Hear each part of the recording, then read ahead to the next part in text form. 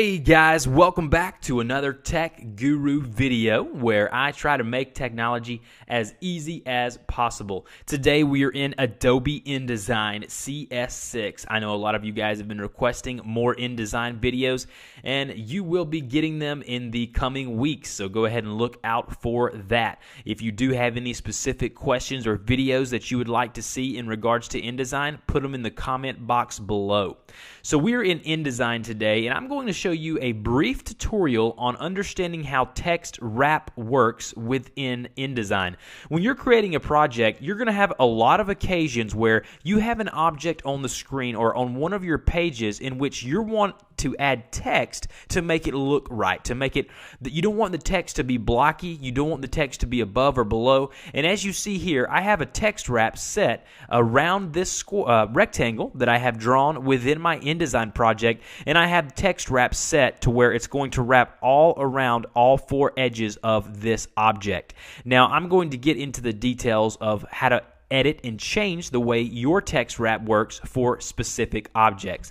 So I've got my text wrap panel pulled up here and I'm going to drag it right over here so you can see it. It'll be a little more visible. If that is not available to you, go up to Window and then go down to Text Wrap, which is right here under Styles. Once you have your text wrap option menu available to you, you'll see a number of options. What I normally do is I'm just going to go ahead and hide the text so I can select my object and edit and change the way the text is responding. Now, if I change my text wrap to no text wrap at all, what's going to happen is this text is going to go ahead and type over. It's going to go over my object. So what I will do is I'll just select my object. So I'm going to go ahead and hide the text. I'm going to select my object, change this to no text wrap, and then once I view my text, the text goes automatically on top of the image or object that I have in InDesign. Now, if I go into my layers panel and I drag this object, which is my rectangle here, above the text, you see, now that changes everything. Now your object is in the forefront and your text is in the background. You will never do anything of the sort within InDesign unless you're really working on a strange project, so don't worry about that. I'm going to go ahead and put my object back down below my text. Now I'm going to go ahead and try to make this as brief as possible, so let's go ahead and move on. The next thing that you're going to see is this right here, which is this. If you hover your mouse over this, it says wrap around bounding box. Now, what does that mean?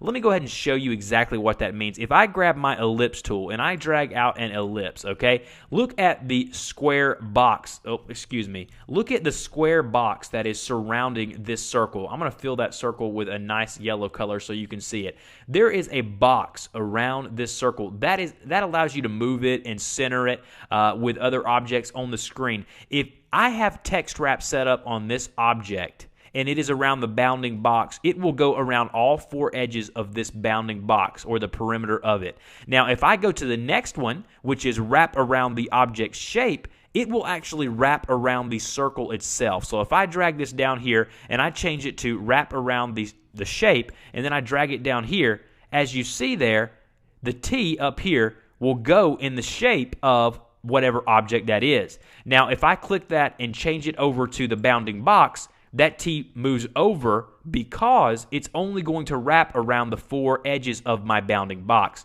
So when you want text to go around a circle in a nice curved form, you then want to change it to wrap around shape. Now I'm going to go ahead and I'm going to delete this object here or cut it from our project.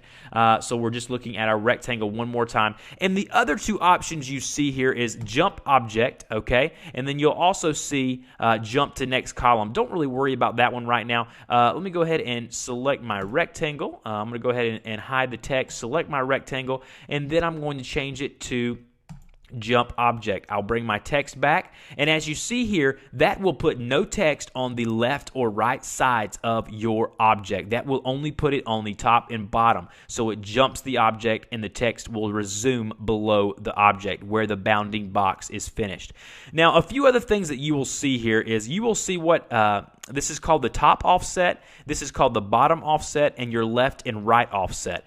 These are automatically linked together, so it makes them all the same. It makes them uniform. If you're ever in a situation where you need more room on the left or right, you will need to uncheck that chain there, and that will allow you to have more space in between the object, okay? So an offset is the distance between the object, or in this case, the bounding box, and your text. So if I want that to go up to be, 1 pixel, 1.10 pixels, what that did is that will change the amount of distance between my object and my text. So if you ever want a nice clean area around an object but you still want text around it, you can up the offset of each, the top, bottom, left, and right, however you please. Now, I also can go in here. One last thing I'm going to show you is I can click on my rectangle, and what I will do is if I select the wraparound bounding box option, I can actually go up to this here where it says wrap options, click on that, and then I can only have it wrap on the right side, the left side, or the side towards or away from the spine, and the spine will be the left side, like the back end of it, okay? Or the largest area in that case. So you can change that there under wrap options. So that's a little bit about how you deal with text wrap within Adobe InDesign. If you do, by any chance, have any questions about how to go about doing any of this, guys, go ahead and put them in the comment box below. I'll do my best to get to them as soon as possible. Thank you always for watching my videos. Don't forget to help me out. Subscribe to my channel, like this video, share it with your friends, and I will see you guys next time.